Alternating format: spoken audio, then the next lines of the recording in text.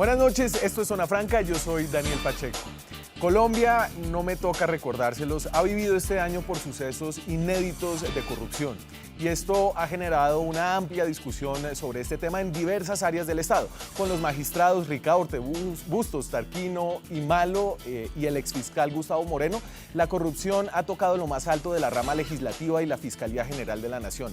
Con el ñoño Elías, con Musa Besaile, Hernán Andrade, etcétera, etcétera, la corrupción ha tocado lo más alto de la rama legislativa y también su relación con las Cortes y también su relación con el Ejecutivo a través de presuntos actos de corrupción de Luis Fernando Andrade en el tema de la infraestructura y de Roberto Prieto con la financiación de campañas políticas. Incluso los privados han pasado al banquillo con José Elías Melo, capturado, el expresidente de Corficolombiana, y la larga lista de funcionarios de Odebrecht que están colaborando con la justicia. La discusión pública entonces se ha centrado en qué debe cambiarse en el Estado para combatir la corrupción. Se han aprobado leyes para penalizar con cárcel delitos electorales, se están planteando varias opciones de reforma a la justicia, se le pide celeridad a esa misma justicia, a los entes de control. Estamos hambrientos de capturas, de la de Musa especialmente, ¿dónde estás, Musa? Y de nuevas revelaciones para destapar toda esta podredumbre. Tal vez un tema menos abordado ha sido entonces el del papel de la sociedad civil, de nosotros, los medios de comunicación, de las ONGs y en general de todos los ciudadanos particulares para, por un lado, haber evitado todo esto y por otro, evitar nuevos casos de corrupción en el futuro. Y este es entonces el tema de hoy. ¿Qué podemos hacer nosotros para aprovechar los mecanismos existentes para aportarle transparencia al Estado? ¿Y cómo debemos exigir más transparencia de ese Estado? En Colombia, es bueno saberlo, el acceso a la información pública es un derecho fundamental, tutelado, es un derecho que se puede proteger a través de la acción de tutela, por ejemplo. Y existe una gran cantidad de información pública disponible, una gran oferta de información, pero creo yo una demanda más limitada, una cantidad más reducida de personas, de instituciones acuciosas, conocedoras de los aún vericuetudos métodos de publicación de esa información que vigilan a lo público, a los presupuestos, las elecciones, las nominaciones, las contrataciones. Esto no quiere decir que el nivel de corrupción actual en Colombia sea culpa nuestra. Pero sí creo que con una ciudadanía más activa, una ciudadanía más dispuesta a, primero, informarse bien y segundo, pedir mejor información y tres, actuar sobre esa información, será cada vez más difícil para los bustos, para los ñoños, para los musas, robar, sobornar y lucrarse frente a una mirada en ocasiones perezosa de la ciudadanía. Porque aquí la solución no es solo la indignación, ese es tal vez el primer paso nada más. Luego tiene que venir la información, la fiscalización y, si me permiten esta deformación del español, la transparentación de la información pública. Aquí arranca Zona Franca.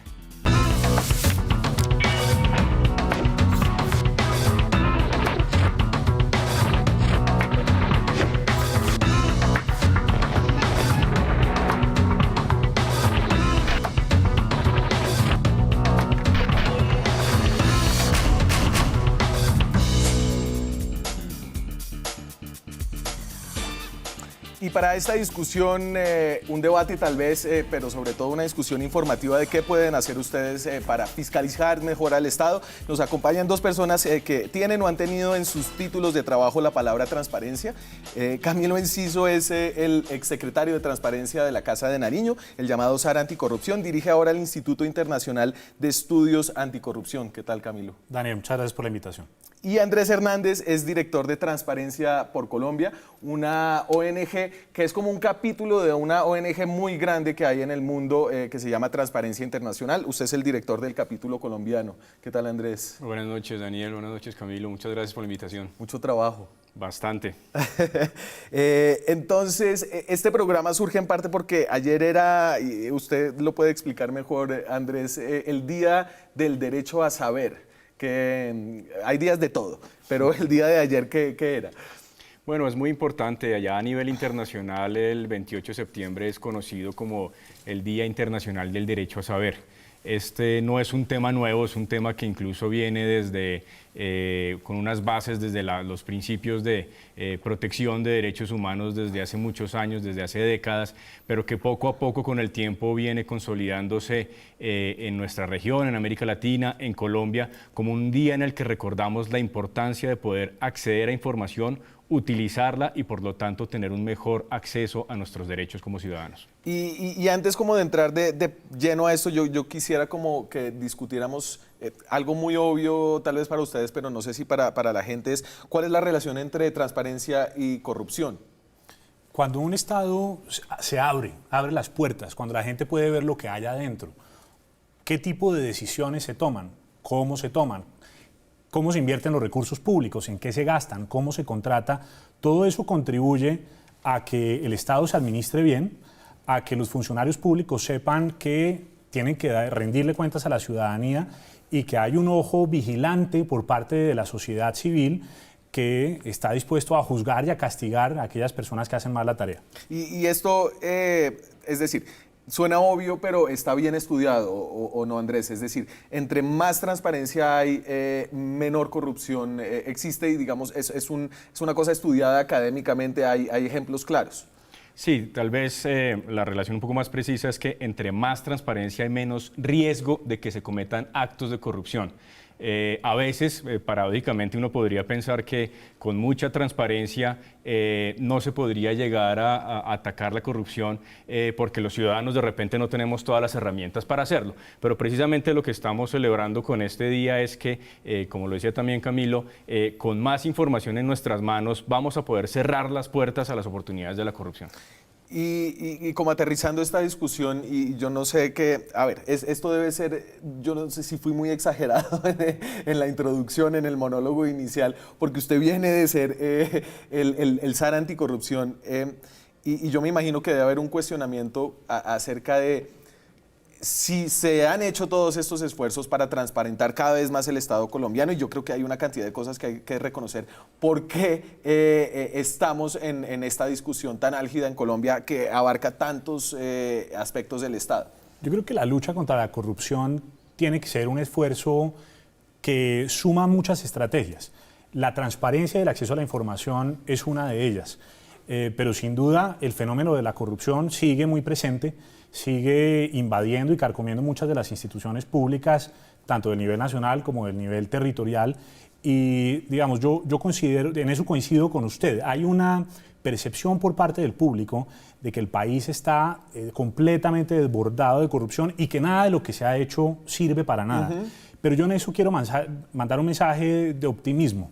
Y yo creo que en esto Andrés, que ha sido un aliado también en esa batalla, probablemente coincidirá conmigo. Y es que Colombia durante los últimos años, décadas, realmente ha sido uno de los países de América Latina que ha avanzado más rápidamente en esta materia. Colombia tiene hoy en día una ley de transparencia de acceso a la información que todas las entidades públicas están obligadas a cumplir. Sí. La información se está publicando, tenemos un portal de transparencia de la contratación estatal. Hay países en los cuales, como Venezuela, por ejemplo, en donde si usted busca un contrato de PDVSA, jamás lo va a encontrar. Mientras tanto, acá usted va a buscar un contrato de una entidad pública y en principio debería encontrarlo todo. Pero por supuesto, hay rezagos en el nivel municipal, en algunas entidades, pero yo sí creo que estamos avanzando por la dirección correcta. ¿Y usted cree que de alguna forma algunos de los hechos que se han presentado en cuanto a la rama judicial, en la contratación en obras de infraestructura, tiene que ver con opacidad? Sí, sin duda. Mire, uno de los problemas más serios que tiene Colombia en materia de opacidad todavía tiene que ver con la interacción entre el Congreso de la República y la rama ejecutiva del poder público. Una de las iniciativas que yo impulsé y desafortunadamente no logramos concretar mientras yo estuve en la Secretaría de Transparencia fue transparentar todas las reuniones de los altos funcionarios del gobierno nacional con cualquier persona del sector privado, pero sobre todo con congresistas, porque ahí es en donde están los mayores problemas. Si usted se fija, todo el tema de Odebrecht tiene mucho que ver con eso, tiene que ver con gestiones, con lobby que hacen unos señores que hoy en día dicen que estaban haciendo una tarea limpia, transparente, para promover el desarrollo de las regiones, pero realmente no sabemos muy bien qué es lo que estaba pasando allí. Entonces, avanzar en esa transparencia también de la interacción entre la rama ejecutiva y la rama legislativa puede ayudar mucho. Y también transparencia en la rama judicial, que es una de las grandes deudas que tiene este país. Por ejemplo, yo siempre, y aquí voy a ser transparente, el tema que me gustaría poder entender bien y no lo entiendo del todo es el tema de los cupos indicativos, por ejemplo. El tema de las transacciones entre el legislativo y el ejecutivo de cupos de dinero que se pueden invertir directamente en los estados. Y aquí ya estoy tal vez hablando de el querer y no de lo que vamos a hablar ahora, pero eso es uno de los aspectos donde siento que hay más opacidad y que explican una cantidad de las cosas que están pasando hoy en día. Sí, esta es una discusión de mucho tiempo en nuestro país. Hace muchos años se llamaban los famosos auxilios parlamentarios. Ajá. Se le ha venido dando vueltas a ver esto cómo tiene un poco más de presentación en general hacia la ciudadanía. Yo creo que hay una tarea todavía por hacer. Muchas veces los senadores vienen y plantean es que yo tengo que gestionar recursos para mi región, obras. Sí.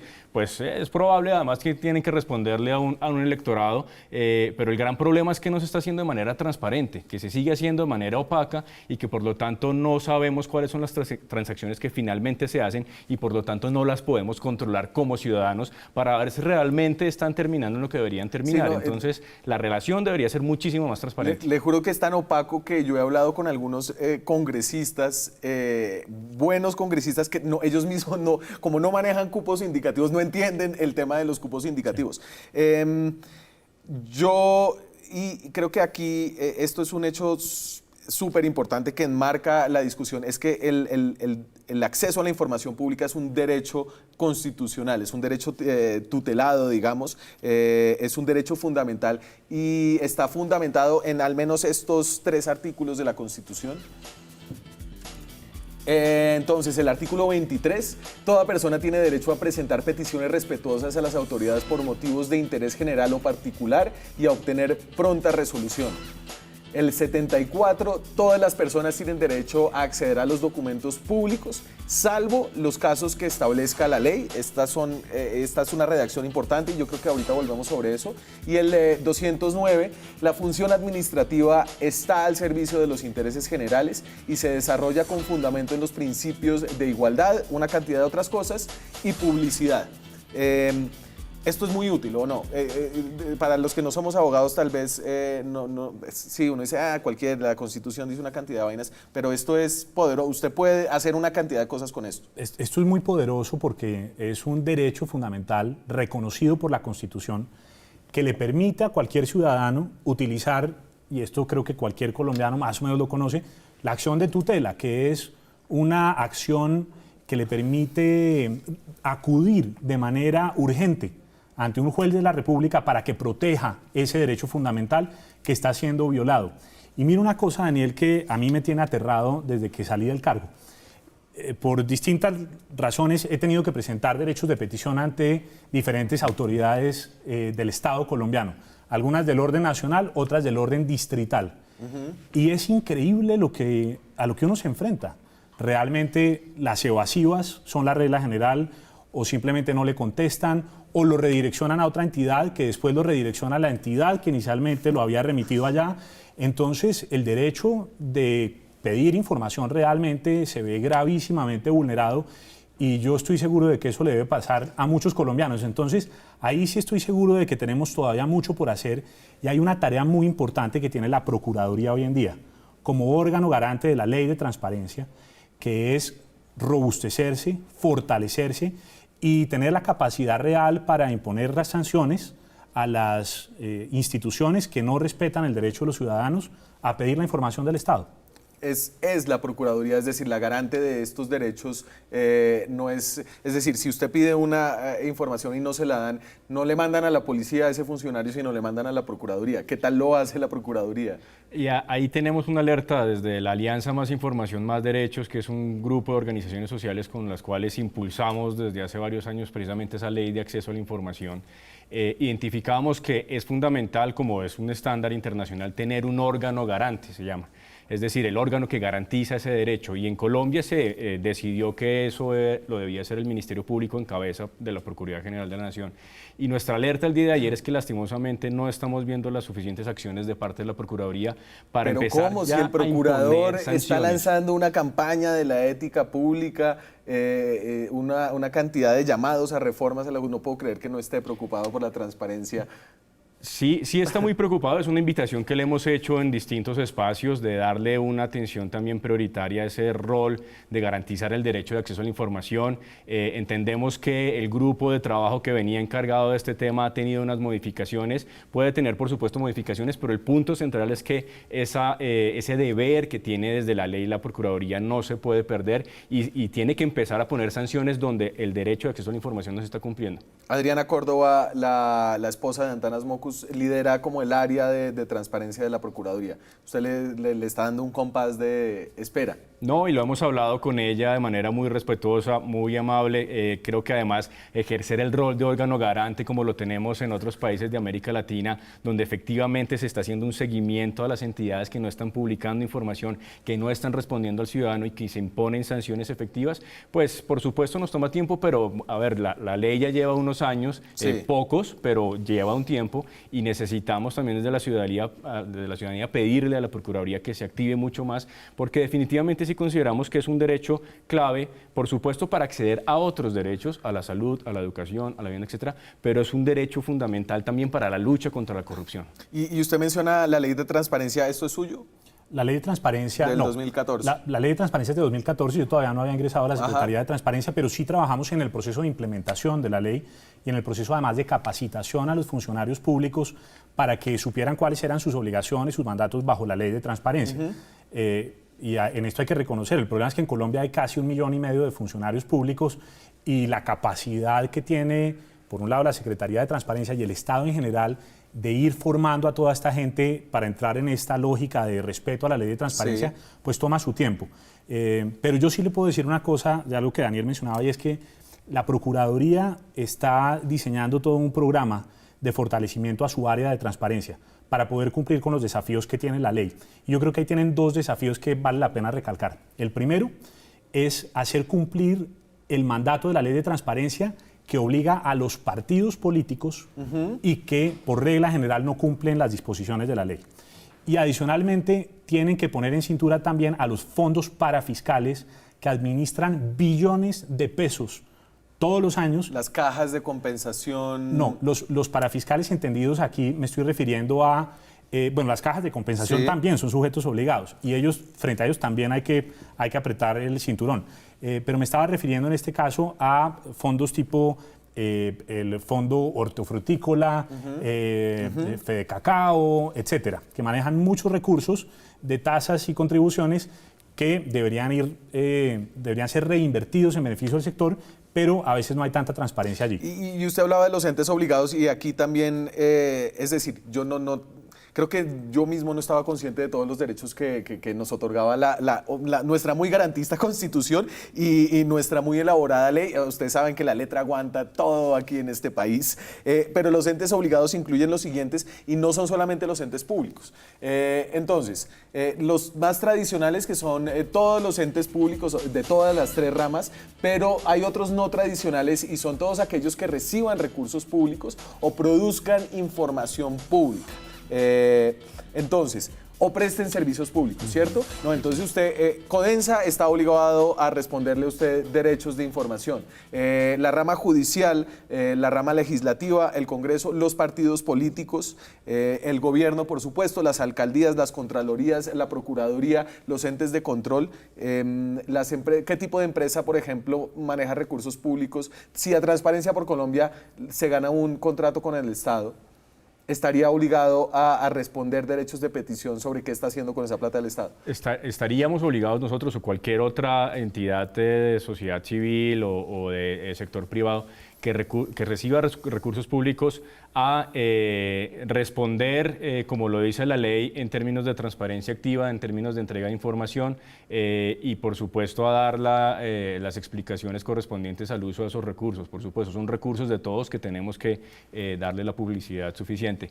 Pero quería ahí, sí, en términos de los retos, algo que mencionó Camilo que es muy importante y también lo alertábamos ayer desde la Alianza, un poco sobre el retraso de la implementación de la ley, es que hoy estamos viendo que según la ley también los movimientos políticos deberían estar sujetos a la ley de acceso a la información. Por Y ejemplo, vemos una mejor con cantidad. Vargas, Colombia Humana, todos los firmantes. Entonces, estamos ante un escenario en el cual hay unos riesgos de corrupción, no tenemos ni idea cómo van a rendir cuentas todos estos movimientos que están recolectando firmas, con unas normas completamente flexibles respecto a el recaudo de recursos y al uso de esos gastos. Y esta sería la oportunidad magnífica para entrar a pedir información, solicitar y saber cómo están esos movimientos en términos de información al público. Y yo creo que este programa es importante, sobre todo como un programa informativo para convertirlos a ustedes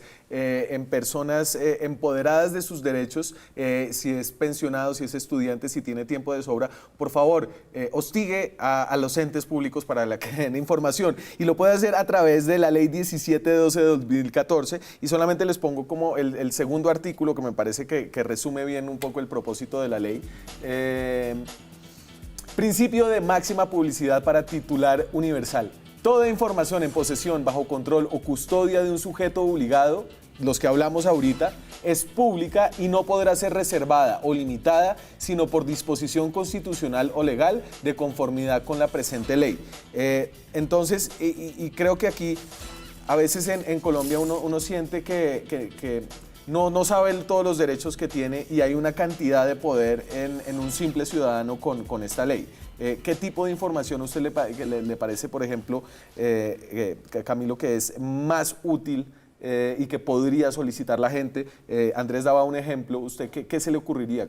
¿A qué instigaría a buscar? Mire, hay la posibilidad de pedir información sobre contratos estatales, por ejemplo, sobre contratistas que está vinculando una entidad. Hay entidades que tienen fama de ser el botín de los políticos, ¿cierto? Que son el espacio al cual van metiendo a los líderes, los cuadros, la gente, la hermana de la hermana, y el ciudadano tiene derecho a saber si esa entidad está siendo bien administrada y si las personas que están llegando a esos cargos realmente tienen las condiciones, la idoneidad para hacer el trabajo para el cual están siendo designados de manera apropiada. Entonces se puede pedir información también sobre esas personas que están siendo contratadas. Sí. Usted puede pedir información sobre los planes de inversión, puede pedir información sobre la ejecución presupuestal, tiene derecho a saber quiénes son las directivas de la entidad, cuál es el organigrama de la entidad, etcétera. Tiene derecho a conocer las rendiciones de cuentas que hace la entidad periódicamente bajo el mandato de la ley, etcétera. Ese es como el tipo de información general que podría pedir un ciudadano, pero por supuesto puede pedir realmente lo que se le ocurra, siempre y cuando no viole otro derecho que también es muy importante, sí, que son digamos, los derechos a la privacidad de cierto tipo de información, digamos, de los titulares de la información. Y ahí hay una ley, que es la Ley de Protección de Datos, que es como la contracara que busca proteger también los datos personales de una persona. Por ejemplo, si alguien pide mi hoja de vida, yo no tendría problema en que la entidad la entregue, pero sí tendría un problema en que entreguen ahí mi dirección de residencia, por ejemplo, por temas de seguridad, claro, o por las razones que sean. Y estos derechos los sabe usar, por ejemplo, la oposición. Yo los invito a que se metan, por ejemplo, al Twitter del senador Ramos, que luego de la elección de los magistrados del Tribunal para la Paz, por ejemplo, sacó todos los contratos de Yesid Reyes, los contratos que tenía la misma presidenta Linares del Tribunal para la Paz. Esa no es información privilegiada de un senador. Cualquier persona se puede meter. Esto es el SECOP o el CIGEP. El SECOP. El SECOP. Pongan SECOP en Google y ahí pueden poner Yesid Reyes y ahí les sale todos los contratos que tiene Yesid Reyes, cuánto se ha ganado, quién los ejecutó. Me tengo que ir a la pausa y cuando regresemos volvemos con los tipos de transparencia que hay. Hay dos tipos de transparencia. Hablamos de cómo hacer derechos de petición y de cómo volverlos unos ciudadanos más empoderados. Ya regresamos.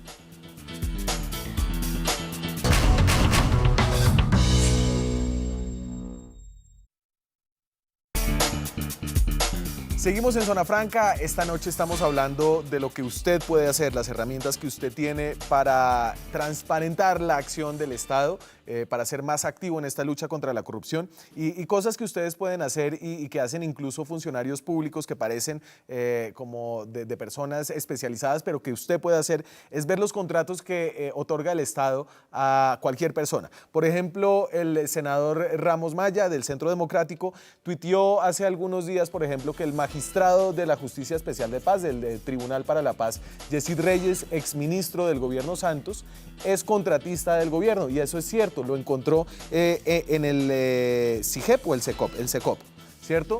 Ponen SECOP y ahí usted pone Yesid Reyes y le sale esto.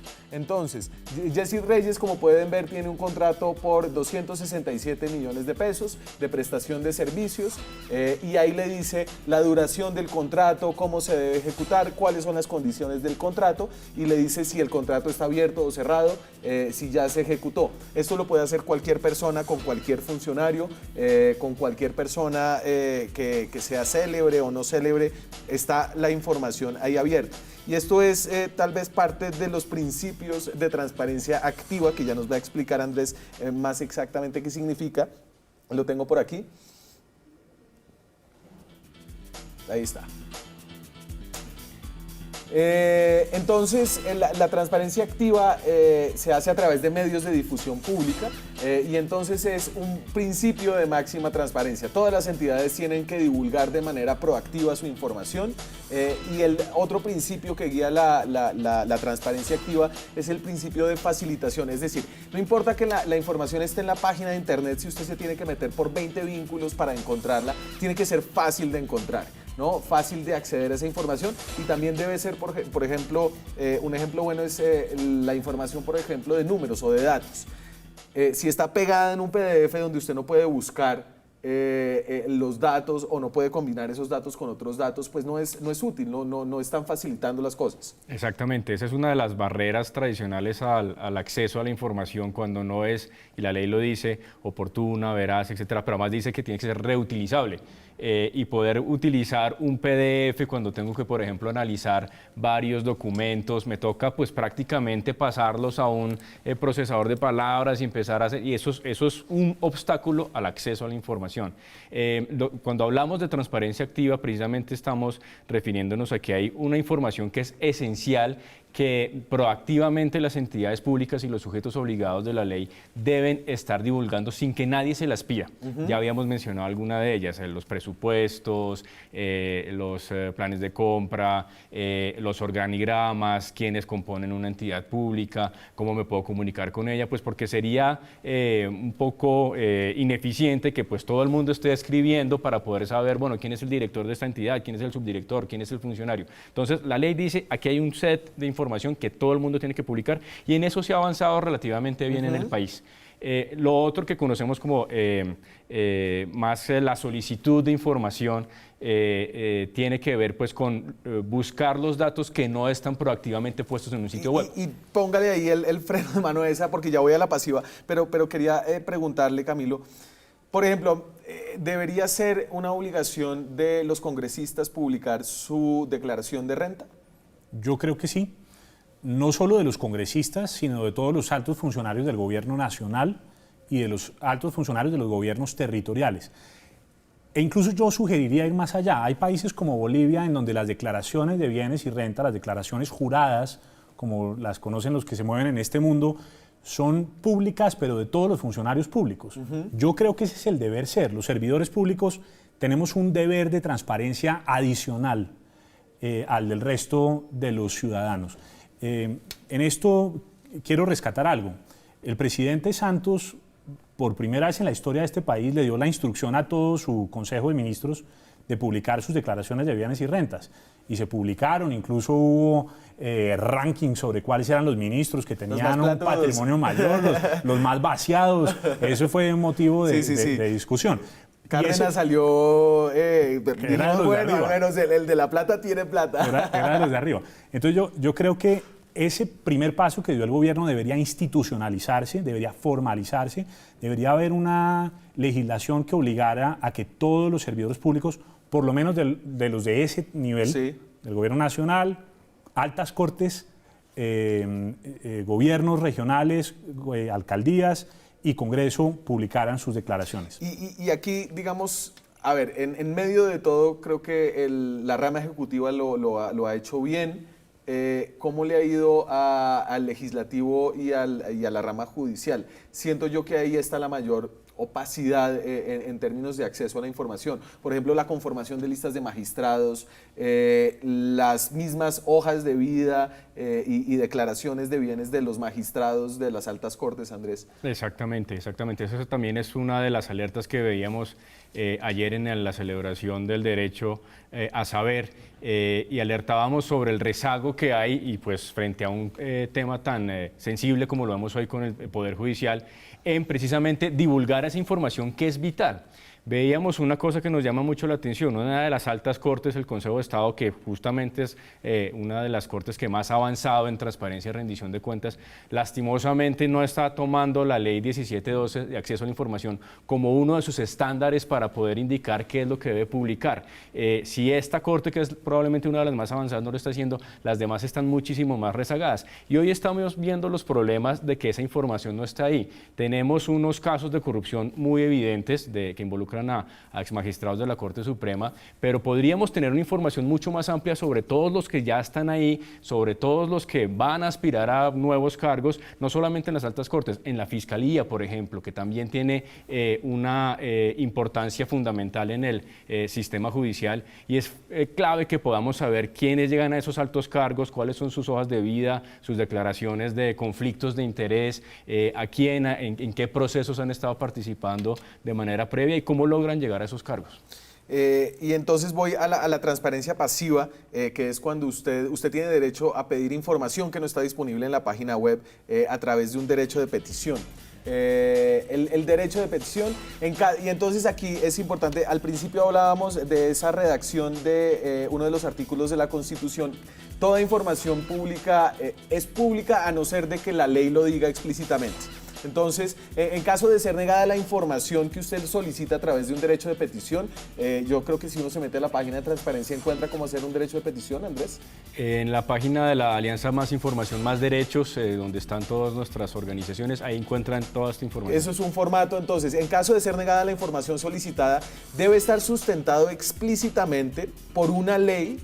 Debe realizarse un test de daño, la entidad debe realizar un test de daño, como hacer un balance entre la seguridad y la información, entre el bien que usted hace al entregar la información y el mal que usted puede hacer, y también tener presente el derecho a la divulgación parcial de los documentos. Puede haber documentos que tengan, digamos, datos reservados, pero no por eso le van a negar todo el documento. Pueden redactar, poner esas barritas negras como sobre los documentos. Usted hablaba de sus peripecias y me imagino que además que un derecho de petición encabezado por Camilo Enciso lleva algún peso más que el de un ciudadano cualquiera, pero igual no le ha ido bien. Pues yo no sé si se dan cuenta o no, pero lo cierto es que... Sí, entre paréntesis, ex-SAR anticorrupción. ¿No? La verdad es que igual me han negado información, como a cualquier ciudadano, he tenido que erradicar derechos de insistencia, me la han vuelto a negar.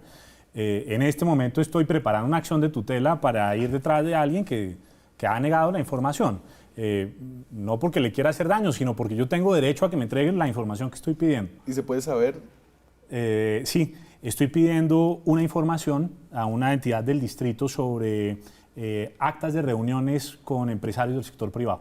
Después le he hecho la chiva de por qué. Ajá, bueno, no, y es que esta es es decir, hay mucha información disponible. Si uno sabe bien dónde buscar, qué preguntar, creo que se pueden sacar, sí, chivas como lo que conocemos chivas, pero son datos que están ahí esperando como frutas bajas a ser recogidos. Y yo por eso decía que siento que hay una brecha.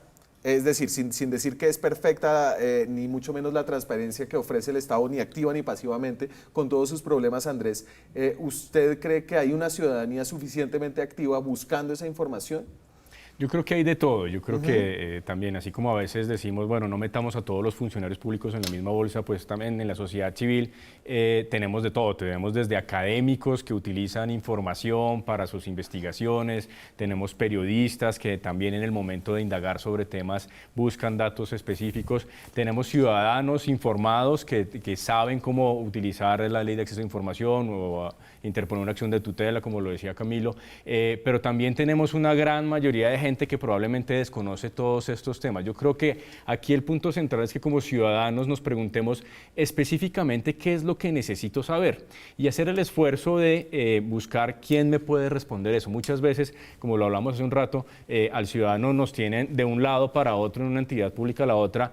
Puede ser, en algunos casos, una cuestión, digamos, de falta de coordinación desde la institucionalidad pública, pero a veces los mismos ciudadanos no estamos pidiendo específicamente lo que deberíamos buscar. Ahí es donde es fundamental que hagamos un esfuerzo adicional para poder utilizar responsablemente estos mecanismos. ¿Usted quería ahí meter la mano? Sí, quería decir que en mi criterio hay un tipo de información que debería ser de mucho interés para los ciudadanos y que desafortunadamente no lo es tanto aparentemente, que es la información sobre cómo se construyen los presupuestos, tanto el presupuesto general de la nación como los presupuestos territoriales. Yo creo que el Estado colombiano daría un gran paso si se pusiera en la tarea de adoptar medidas para transparentar el proceso de diseño, consenso, discusión, negociación y aprobación de los presupuestos públicos. Esto va a algo que usted estaba mencionando, que es todo el tema de los cupos participativos. Realmente el problema que tiene Colombia es que la capacidad que tiene uno como ciudadano de conocer en tiempo real qué está pasando en el trámite del presupuesto general de la Nación en el Congreso es prácticamente nulo. Ni siquiera uno como funcionario, mire, yo como secretario de Transparencia peleé mucho para lograr unos incrementos en el presupuesto de la Secretaría de Transparencia para poder hacer un mejor trabajo. Sí. Y aún así era dificilísimo tener acceso a la información en tiempo real, qué discutieron en el primer debate, qué aprobaron en el segundo debate, quién pidió un incremento de presupuesto, por qué me bajaron o por qué me subieron. Eso es casi imposible. Y yo creo que ahí realmente vale la pena hacer el esfuerzo. Y hay una iniciativa del Banco Mundial que podríamos adoptar. Esa iniciativa se llama Boost.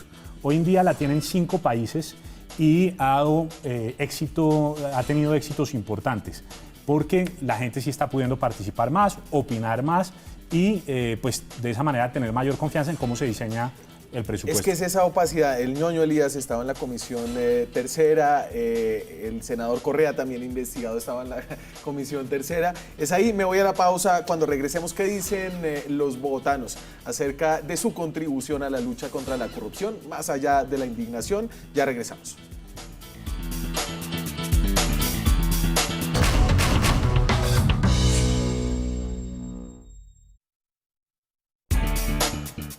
Seguimos en Zona Franca esta noche hablando de corrupción, pero de una forma distinta, hablando de lo que usted puede hacer para reducir la corrupción en el Estado, hablando de cómo transparentar el Estado. Y esto es lo que dicen los bogotanos al respecto, acerca de cuál ha sido su contribución. ¿Usted combate la corrupción de alguna manera en lo público desde su casa? ¿Usted está pendiente de que se cumpla lo que tienen que hacer las entidades públicas, por ejemplo? No, uno nunca está pendiente de eso. Eso no lo combate nadie, ni la ley. Si ve cómo se burlan de ellos, lo mismo magistrados. Una cosa es lo que muestra el papel, pero otra cosa es realmente que dentro de bajo de cuerda para cualquier contrato, cualquier cosa, ellos asumen un dinero por debajo de cuerda. Claro, toca denunciar lo que son la salida de presupuestos que no sean corregidos. En lo público en este país, las altas esferas están corruptas. ¿Qué puede uno pedir como pueblo? ¿Y usted alguna vez ha hecho eso? ¿Ha hecho la tarea de decir, hey, mire, aquí creo que hay algo raro? O En licitaciones, cuando uno hace licitaciones en las compañías públicas, ve esas partes. Yo sí, porque trabajo en el área de contabilidad. Entonces yo sí reviso eso y sí leo esos informes. Los corruptos conocen las leyes y como las conocen, las saben violar. ¿Cómo hacer para que la gente se interese en ese control de lo público? En que no nos metan las manos en el bolsillo. Eso es cultura. En Colombia hay mucha pérdida de cultura. Pienso que estar muy bien informados, pienso que no estar pendiente de los medios populares, de los dos canales principales. Si ellos no leen realmente lo que hace, sino le cree a otro, ¿sí? Ahí en ese momento se ve que realmente hay una brecha. Yo pienso que conocer un poco más todos los procesos económicos y administrativos que están haciendo las entidades para poder dar como un control. Pues es como difícil porque pone uno a pensar, entonces uno dice, por ejemplo, esto está mal, uno habla y habla y habla y no le paran bolas. El día que en este país deje de ser flexible y desde un gobierno serio, llámese quien se llame, de donde venga, exija y no ponga en casa por cárcel a los corruptos que se roban este país, ese día el país será el mejor del mundo. La sabiduría de la calle que recogió usted de sus futuros votantes, tal vez. ¿Usted no se fue porque se iba para la Cámara? No, ese plan está aplazado, Daniel. Más adelante tal vez, pero por ahora aplazado. Alianza de Gobierno Abierto, usted quería hacer aquí una cuña. Mire, la Alianza para el Gobierno Abierto es una iniciativa de nivel global que estamos implementando también en Colombia. Esta es una iniciativa en la que participan organizaciones de la sociedad civil, entidades del Estado, y básicamente esto lo que hace es que a través de un proceso de diálogo se ponen de acuerdo los dos tipos de actores, sociedad civil y Estado, en cuál es el tipo de información y de actuaciones que desde el Estado la gente realmente quiere. A veces el Estado hace un montón de cosas que no es lo que a la gente le interesa. Publica información, lo que decíamos, que nadie está consumiendo, nadie está yendo a mirarla. A la gente le interesan otro tipo de cosas. ¿Qué hemos encontrado a través de ese ejercicio de Alianza para el Gobierno Abierto? Que la gente tiene, por ejemplo, interés particular en que sea más transparente el proceso de otorgamiento de licencias ambientales, por ejemplo. Eso le interesa a la gente. Quieren mayor transparencia en los procesos de memoria histórica. Ajá. Ese es otro tema que es importante. Quieren mayor transparencia en la contratación pública. Y hay otro montón de cosas que estamos haciendo, en las que estamos botando datos, información, que realmente nadie está consumiendo. Andrés.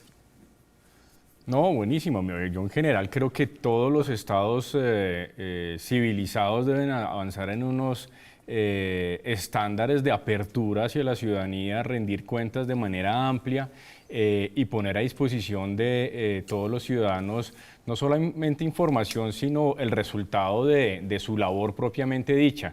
Yo creo que el gran problema aquí es que precisamente desde un punto de vista más de lucha contra la corrupción, lastimosamente necesitamos herramientas mucho más fuertes, mucho más contundentes frente a los grandes retos que estamos viendo hoy en el país.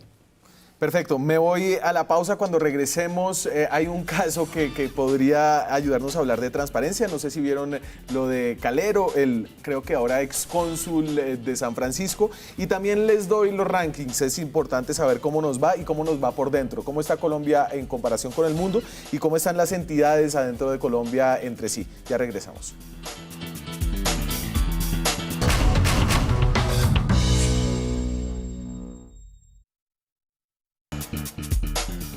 Seguimos en Zona Franca esta noche hablando de transparencia y la falta de ella. Y hablando de los índices, Transparencia Internacional hace un índice de todos los países del mundo. ¿Cómo está Colombia? Regular, creo. Entonces, ahí están los dos primeros. Uruguay es el latinoamericano mejor rankeado. Está Colombia en el puesto 90. Nicaragua y Venezuela son los latinoamericanos peor rankeados. En el 145 y en el 166. El numerito entre paréntesis es la calificación que le dan al índice de transparencia, y Sudán del Sur y Somalia son los peor calificados. Es decir, nosotros estamos un poquito más de 3 veces mejor que Sudán del Sur y Somalia, que creo que no es gran logro. Estamos parte baja de la tabla, ¿o no, Andrés? Sí, lastimosamente en una escala de 0 a 100, en la cual 0 es percepción total de corrupción y 100 percepción nula de corrupción. Colombia está todavía muy por debajo de la tabla. Esta es una señal, es una alerta que por supuesto tiene que complementarse con otros indicadores, con otras medidas, pero nos da una alerta, nos da una señal de el reto grande que tenemos por delante. Es un índice subjetivo, es decir, la gente dice, ¿cómo cree usted que está? Ya dentro de Colombia, voy rápidamente, ¿cuáles son las entidades mejor ranqueadas y peor ranqueadas? De nuevo, esto es un ranking de Transparencia por Colombia. Entonces, las mejores: Superintendencia de Sociedades, Superintendencia Financiera y el DNP, el Departamento Nacional de Planeación. Las peores: Superintendencia de la Economía Solidaria, la Fiscalía General de la Nación y la Unidad de Análisis Financiero. En cuanto a alcaldías, y estas son alcaldías solamente capitales departamentales, sí, ¿es cierto? efectivamente. De nuevo, índice de transparencia por Colombia, faltó la fuente. Manda el de alcaldías, perfecto, gracias. Pasto, primer lugar; Pereira, segundo lugar; Barranquilla, tercer lugar. Y después hablan del mal de los Char y de Cambio Radical. No, es la gente del partido de la UCI. En los peores ranqueados está Mitú, la capital del departamento del Vaupés, Santa Marta y Puerto Carreño, Bichada. Sí, a diferencia del índice del ranking de países, este es un índice que elaboramos con datos objetivos, es decir, con datos que se pueden verificar de manera muy fácil. Y este índice de entidades públicas lo que hace es medir riesgos de corrupción. No estamos diciendo que son totalmente limpias y lastimosamente lo que encontramos es que hay muy pocas entidades públicas en el país en este momento que realmente estén llegando a un nivel bajo de corrupción. Las alertas están puestas y la idea es que podamos avanzar hacia esos mejores niveles de transparencia. Todo eso lo pueden ver en la página de Transparencia por Colombia y me queda un poquito de tiempo para hablar y esto es un ejemplo perfecto de por qué la transparencia es poderosa. Es tan poderosa como Ricostilla, esto es Enredados.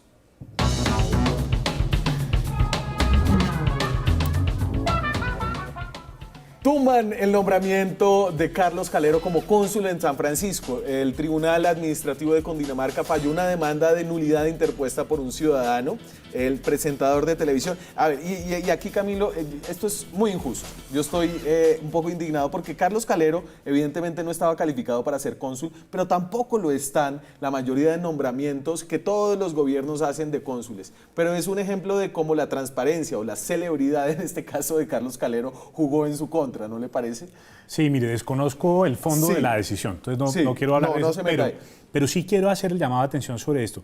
El hecho de que los ciudadanos estén observando qué ciudadanos están siendo nombrados en el cuerpo diplomático, que puedan participar en el control de esas decisiones, que puedan atacarlas si no están de acuerdo, si consideran que hay una infracción a una norma por la razón que sea, si consideran que esa persona no es idónea, que puedan ejercer las acciones para que el Estado realmente sea más responsable en el nombramiento de ese tipo de cargos. A mí me parece perfecto y me parece que es una de las estrategias que deberían ser más utilizadas por los ciudadanos, sobre todo en ese tema del cuerpo diplomático. Sí. Ahí siempre hay problemas. Claro, pero es que en el cuerpo diplomático están las amigas de Tutina, de la primera dama, están los amigos del presidente, están los hijos de los magistrados, está todo el mundo.